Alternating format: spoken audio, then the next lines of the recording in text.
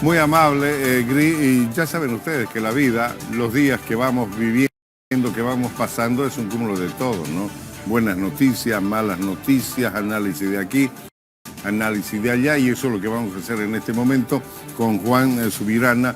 Él es analista económico, lo hemos invitado para que nos comente y nos ayude un poquito a comprender esto del crecimiento, de lo que se va refiriendo a través del Banco Mundial en este caso, que ya ha sacado su número, 1.4 es el crecimiento para este 2024. El gobierno dijo que va a crecer 3 y algo, entonces como que hay mucha diferencia, ¿no?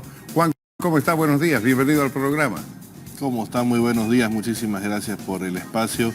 Efectivamente creo que hay una diferencia muy significativa entre lo que el gobierno está prometiendo versus lo que la estadística nos ha dicho.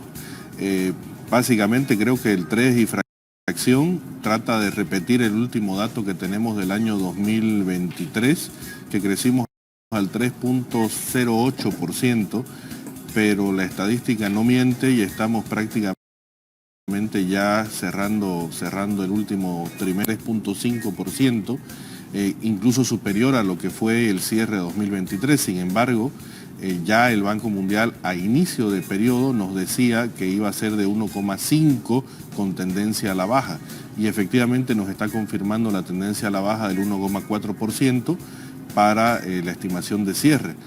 Es un número un poquito desalentador porque básicamente lo que está diciendo es que nuestra economía, nuestro país se enfría. Estamos teniendo menor movimiento económico y eso por supuesto tiene una repercusión a nivel de todas las empresas y hogares que están en el territorio nacional. Tú manifiestas el tema de los hogares, ¿no? Y en cierta oportunidad hemos conversado con gente del gobierno para ver precisamente esto del crecimiento anual que se da, y ellos como que manejan más el tema de la macroeconomía, no tanto así de la microeconomía, no sé si lo estoy diciendo correctamente, sí. Que es de la población, que es de la gente, que es la que sufre. No hay arroz, no hay varios alimentos, los precios están elevadísimos y la economía está pero ralentizada al máximo, ¿no? ¿Cuál es la realidad? ¿Por qué el gobierno nos pone números que no condicen con lo que está sucediendo? Creo que el número más complicado con el que el gobierno nos trata de vender una realidad es justamente la inflación, y ha sido tan desbordante, tan fuerte el impacto en la inflación que ya no ha podido ser cubierto o no ha podido ser maquillado, si queremos llamarlo de alguna forma. El año 2023 cerramos con un crecimiento económico del 3%. ¿Pero era real ese, Juan? No, ¿O tampoco? Tampoco era del todo real. ¿Por qué? Porque si bien crecimos al 3%, la inflación del año 2023 fue de 2.12%. Eso quiere decir que a efectos reales solo crecimos 1%. Ahora, la situación se complica bastante porque al tercer trimestre del año 2024 el crecimiento está en 1.4% y la inflación ya ha sido reportada en 5.5%. O sea, si hacemos la cuenta de crecimiento menos inflación, estamos negativos. Y esa es la realidad al final del día que están viviendo las empresas y los hogares. Y ahora esto de la inflación obviamente va a tener mayores consecuencias, ¿no? Porque todavía no hemos finalizado este año y la situación se va complicando día que pasa. O sea que los números, estos del crecimiento, pueden ir bajando mucho más según la percepción que puede darse de pronto del Banco Mundial, o esto ya se queda en el 1.4. Yo estimaría que la proyección que hace el Banco Mundial normalmente no la suele actualizar el último trimestre. Directamente lo que va a hacer el Banco Mundial es esperar que cierre el año y reportar el dato cerrado, al igual que lo va a hacer el INE cuando tenga la data. Pero sí, yo coincido con que el dato de la inflación, con que la expectativa que se tiene de la situación que se vive hoy por hoy en el país, la ausencia de dólares, toda la situación que todos ya conocemos nuestro día a día, van a generar una reducción importante en cuanto a crecimiento, en cuanto a la expectativa. Es un escenario que en economía se llama estanflación, que es crecer poco y los precios se disparan. Entonces esperemos realmente que esa situación no se exacerbe en lo que corresponde a nuestra economía. Juan Fernando, ¿cómo está? Buen día. Bueno, las personas se preguntarán desde su casa, ¿Qué va a pasar ahora con nuestro país? ¿Qué es lo que podemos esperar los próximos meses? Se vive bastante incertidumbre en este momento. Hay personas que llenan la alacena en este momento, van comprando enlatados, atún, buscan la manera de arroz porque dicen más adelante todavía va a subir. Hay otras personas que dicen no, esto ya subió, ya va a bajar, hay que darle tiempo. Entonces estamos viendo esos dos panoramas, ¿no? Usted desde su posición, ¿qué le diría a los bolivianos? ¿Qué es lo correcto? ¿Qué es lo que se puede esperar? Porque bueno, la incertidumbre está. Sí, no, totalmente. Estamos en un escenario de incertidumbre bastante amplio y efectivamente me parece que lo más saludable es tratar de ganarle a la inflación.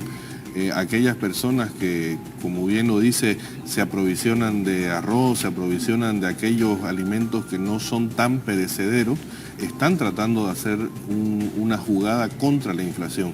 Efectivamente, los precios de los productos van a tender a subir, eso no es una especulación, es una realidad en base a la tendencia que hemos visto hasta la fecha y normalmente, también esto es importante que la población lo conozca, el último trimestre suele ser el que más es golpeado por la inflación, estadísticamente hablando de toda la vida.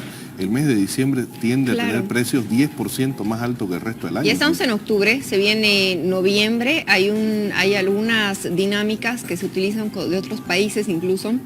No, el Black Friday es donde en Bolivia lo usan bastante, por ejemplo, en las tiendas, donde empiezan a sacar como que estos descuentos, todo, pero ya estos descuentos no van a ser descuentos verdaderos, eso ya se está quejando mucha gente, y viene diciembre, ¿no? Vienen las fiestas de fin de año, ya estamos viviendo las graduaciones de los chicos, de los colegios, muchos matrimonios, diciembre, Navidad, Año Nuevo, son muchas actividades las que vienen de por medio y nos está agarrando a los bolivianos en una crisis realmente muy grande, mucha gente sin empleos, mucha gente viviendo al día, pensando en cómo va a ser alcanzar el dinero. Es un punto tremendamente importante el que toca justamente en el tema de desempleo, porque eso también afecta a la ralentización de la economía. Al final del día, las empresas están viviendo ahorita la crisis de la ausencia de divisas y está obligando a muchas empresas a achicarse o a cerrarse. Entonces el nivel de desempleo también va a aumentar en este último trimestre del año, lo cual es una complejidad adicional a lo que estamos diciendo. O sea, va a haber una economía un poco más rezagada, los precios van a tender a subir y efectivamente la economía está obligando, está forzando a que el desempleo suba también dentro de este último trimestre del año. Juan, todo tiene sus bajadas, sus subidas. Y bueno, y en lo que es subir también tiene su pico límite, podríamos decir de alguna manera, y después ya tiene que comenzar, en este caso de lo que es la inflación, a normalizarse. ¿Esto va a suceder en nuestro país en algún momento? ¿Estamos ya como que llegando al pico más alto donde más no podemos llegar en esto de la inflación? Yo creería que todavía nos falta camino por andar. Estamos en una situación en la que la inflación está muy cercana a lo que es la dinámica de las divisas, la dinámica del dólar. Entonces, mientras el dólar no se estabilice, no tengamos un valor, llamémosle así, de referencia estable en el mercado paralelo, la inflación va a tender a seguir subiendo. Y esto todavía no hay vísperas de una solución. ¿Y tú lo ves como que está avanzando esto para solucionarse o no? Para nada. Esto del dólar, por ejemplo, que es lo que nos maneja económicamente, ¿no? La verdad que sigo viendo soluciones parche, ¿no? Este tema de los créditos que se están gestionando en la Cámara, lo que están buscando al final del día es simplemente ganar un poco de oxígeno para un par de meses más, un trimestre más, etcétera, pero no hay soluciones estructurales que permitan decir, bueno, ahora sí la economía va a empezar a sanearse, vamos a empezar a ajustar las cuentas públicas y vamos a poder mejorar la situación macroeconómica. Entonces, mientras eso no suceda, lastimosamente seguimos parchando la economía. ¿Será que el 2025 va a ser un mejor año para los bolivianos? ¿Va a ser un año complicado por las elecciones? ¿Qué podemos esperar en este paso? Yo creo que la tendencia se va a mantener por lo menos hasta el periodo de las elecciones, hasta el mes de agosto del año que viene.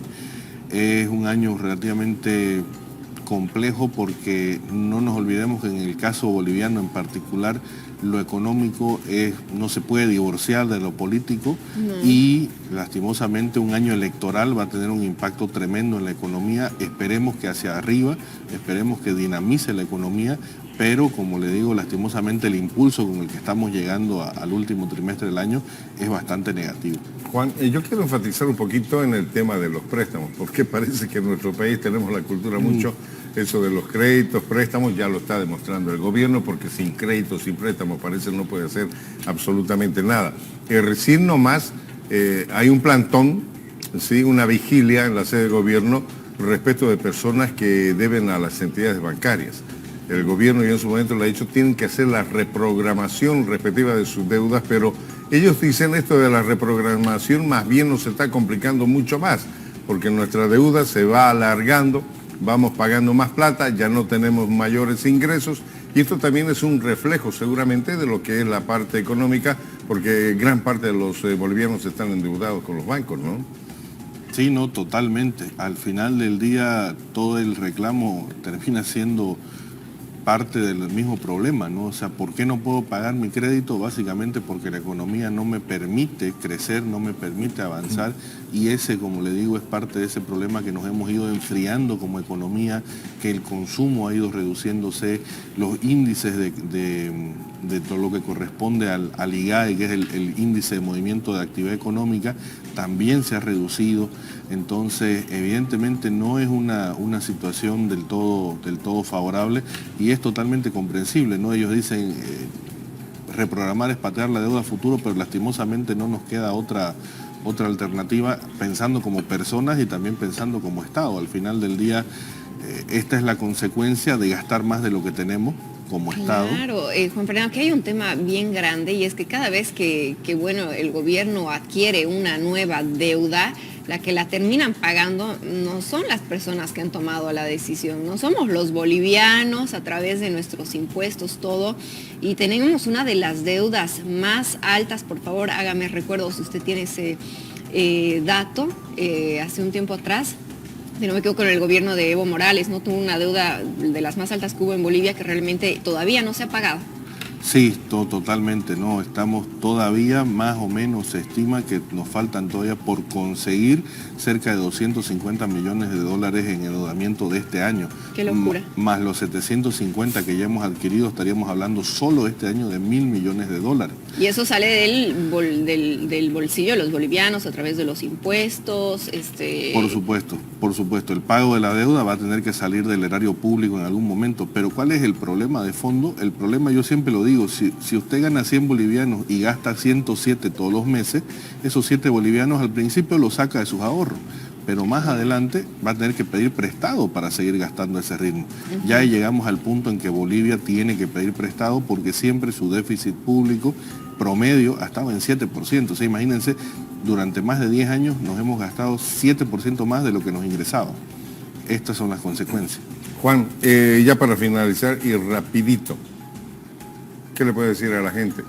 Ahorre, no gaste mucho, cuide la platita, saque del banco, guarde en la casa, no sé, algo hay que hacer, ¿no? Para ver de que no nos compliquemos mucho más el tema. Si su ahorro y su diario vivir siguen bolivianos, por supuesto, manténgase en esa posición en la medida en que sea capaz de programar sus erogaciones. Tenga un cronograma de pagos, organícese para lo que viene a ser este fin de año, que los precios van a seguir subiendo, y en la medida que pueda proteger y mantener la inversión de su patrimonio, trate de buscar alternativas, llámese compra de divisas, llámese compra de bienes, llámese compra de algún inmueble, porque al final del día lo que se busca es proteger el patrimonio mientras dura esta crisis, que bueno, esperemos que termine pronto. Conclusión, no guarde la plata, invierta.